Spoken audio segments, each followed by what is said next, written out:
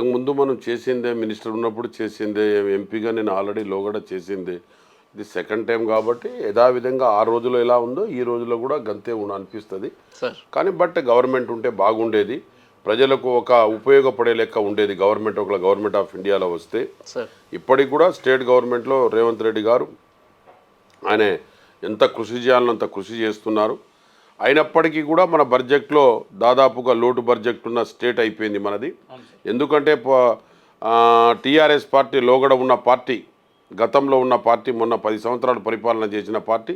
ఈ తెలంగాణ రాష్ట్రానికి అప్పుల పాలు చేసిన పార్టీ ఏ స్కీమ్ కూడా పూర్తి స్థాయిలో చేయకుండా డబుల్ బెడ్రూమ్స్ కానివ్వండి అన్ని రైతుల పట్ల కానివ్వండి ఇవన్నీ కూడా కొన్ని చేయలేదు మనం రుణమాఫీ చేయడం వల్ల మనకు దాదాపుగా ఎంతో భారం పడుతుంది స్టేట్ మీద కాబట్టి ఆ భారాన్ని కూడా భరించవలసిన అవసరం వచ్చింది అందులో గవర్నమెంట్ ఆఫ్ ఇండియాలో మన గవర్నమెంట్ లేదు అయినా వాళ్లకు మనం గౌరవనీయులైన ముఖ్యమంత్రి గారు మొన్న వచ్చిన తర్వాత అందరికీ కూడా సెంటర్లో మంత్రులను కలవడం జరిగింది దానితో పాటు ప్రైమ్ మినిస్టర్ను కూడా కలవడం జరిగింది కాబట్టి ఇవన్నీ కూడా ఒక పరిగణనలో తీసుకొని మనకు గవర్నమెంట్లో మనం అందరం కూడా ప్రతిపక్షాల్లో ఉన్న ఎంపీలు కానివ్వండి మేము ప్రతిపక్షాల్లో ఉన్న ఎంపీలు కానివ్వండి రూలింగ్ పార్టీలో ఉన్న ఎంపీలు కానివ్వండి మన రాష్ట్రానికి బడ్జెట్ ఒకవేళ పెద్ద ఎత్తున సాధించవలసిన అవసరం ఉంది ఆ బడ్జెట్ ఒకవేళ మనం సాధించినట్టయితే మన రాష్ట్రంలో ఉన్న కష్టాలను కొద్దిగా గొప్ప కష్టాలను మనం దూరం చేయవచ్చు దానితోని పాటు ముఖ్యంగా ఎంప్లాయ్మెంట్ ఇష్యూ చూసుకుంటే కూడా చాలా భయంకరమైన ప్రాబ్లం ఉంది స్టేట్లోనేమో లోగడ ఉన్న గవర్నమెంటు టీఆర్ఎస్ గవర్నమెంటు అప్పుల పాలు చేసిపోయినందుకు అదొక కష్టంగా ఉంది కాబట్టి ఇవన్నీ కూడా గౌరవనీయుల ముఖ్యమంత్రి కష్టాలను మోస్తున్నారు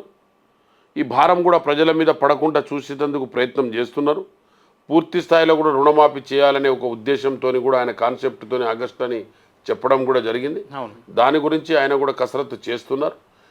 అయినప్పటికీ కూడా మనం అందరం కూడా బీజేపీలు ఎంపీలు కానీ కాంగ్రెస్ ఉన్న ఎంపీలు కానీ ఒక పట్టుబట్టి ప్రైమ్ మినిస్టర్ గారికి మనం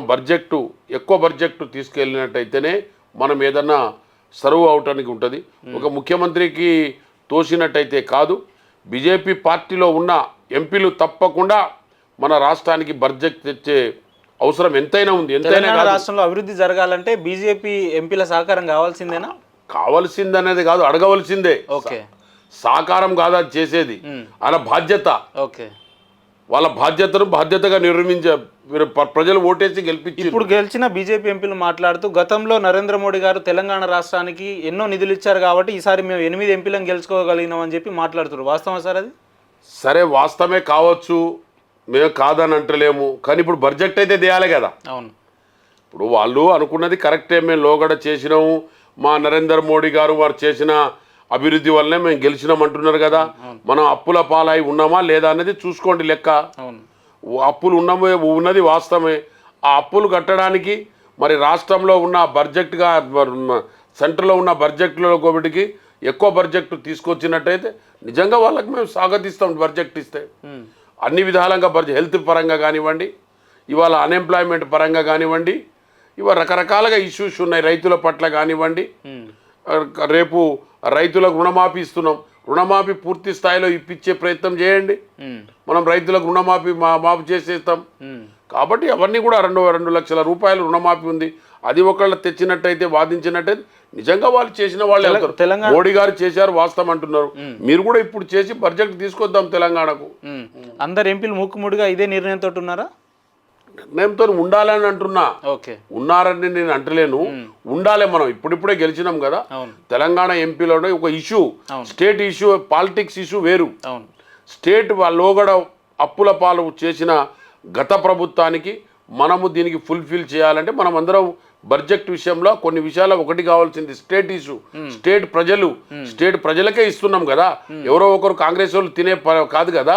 స్టేట్ ఇష్యూ కాబట్టి స్టేట్లో ఉన్న ప్రజలకు మనము చేయవలసిన అవసరం ఉంది చేసినట్టయితే రుణమాఫీలో పూర్తి స్థాయిలో మనకు సహకరించినట్టయితే మంచి పద్ధతే కదా ఆ విధంగా నేను మాట్లాడుతున్నా తెలంగాణ రాష్ట్రంలో పార్లమెంట్ స్థానాలకు వచ్చేసరికి 14 గెలుస్తామని చెప్పిన కాంగ్రెస్ ప్రభుత్వం ఎందుకు 8కే పరిమితం అయిందంటే ఏం చెప్తారు సార్ 8కే పరిమితం అయిందంటే రకరకాలుగా ఇష్యూస్ ఉన్నాయి ఇప్పుడు వాళ్ళే అంటున్నావు కదా నువ్వు బీజేపీ వాళ్ళు మేము డెవలప్ చేసినాం కాబట్టి మేము గెలిచినామని అదే భాగంలో అనుకోని మా రుణమాఫీ పూర్తి స్థాయిలో మా డబ్బులు ఇవ్వండి, ఆ డబ్బులను ఫుల్ఫిల్ చేయండి, మిమ్మల్ని గౌరవిస్తాం, మేము స్వాగతిస్తాం, మేము తప్పని అంటలేమే. కాబట్టి మీరు చేయండి. ఇప్పుడు మీరు ఆ విజయం అన్నప్పుడు మా మోడీ గారు డెవలప్మెంట్ ఇప్పుడు రుణమాఫీ చేయని రైతులకు రుణమాఫీ చేయాలి. మరి రుణమాఫీ చేసి దాని మీద మీ ఉద్దేశం ఏంటిది, మీ అవగాహన ఏంటి చెప్పండి. పబ్లిక్ లో మీ స్టాండ్ ఏంటిది అది చెప్పమని అంటున్నా నేను. చెప్పి తీసుకొద్దాం అందరం కలిసి, మేము కూడా మీతో సహకరిస్తాం, మీరు కూడా మాతో సహకరించి మన స్టేట్ లో ఉన్న ఇష్యూ బడ్జెట్ ఇష్యూలో మీరు మాత్రం మాకు సహకరించి మనం అందరం కలిసి ముక్కుడిగా కలిసిపోయి ఒక మిత్రత భావంగా పార్టీలు పక్కన పెడదాం, అతీతంగా పార్టీలు పక్కన పెట్టి మనం పోయి బడ్జెట్ తీసి మన స్టేట్ ను ప్రాబ్లం లేకుండా చేద్దాం. సార్, రాష్ట్ర ముఖ్యమంత్రి గారు మాట్లాడుతూ 600 అయినా 15 ఆగస్టు వరకు మేము రైతులకు రుణమాఫీ చేసి చూపిస్తామన్నారు. ఇప్పటికీ అదే స్టాండ్ మీద ఉన్నారా రాష్ట్ర ప్రభుత్వం? అంటే గౌరవనీయులైన ముఖ్యమంత్రి గారు స్టాండ్ మీదనే ఉన్నారు.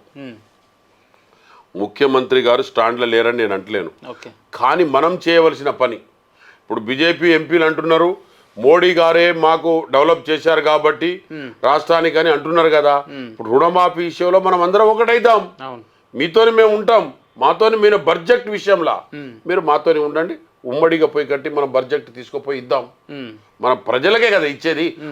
ముఖ్యమంత్రి ఎంత అన్నా కూడా మనం డబ్బులు ఇచ్చేది ప్రజలకే కదా, రైతులకే కదా. కాబట్టి ఈ ఇష్యూ అప్పుడు కూడా మేము చేస్తామని వాళ్ళు అన్నారు కదా లోగడ.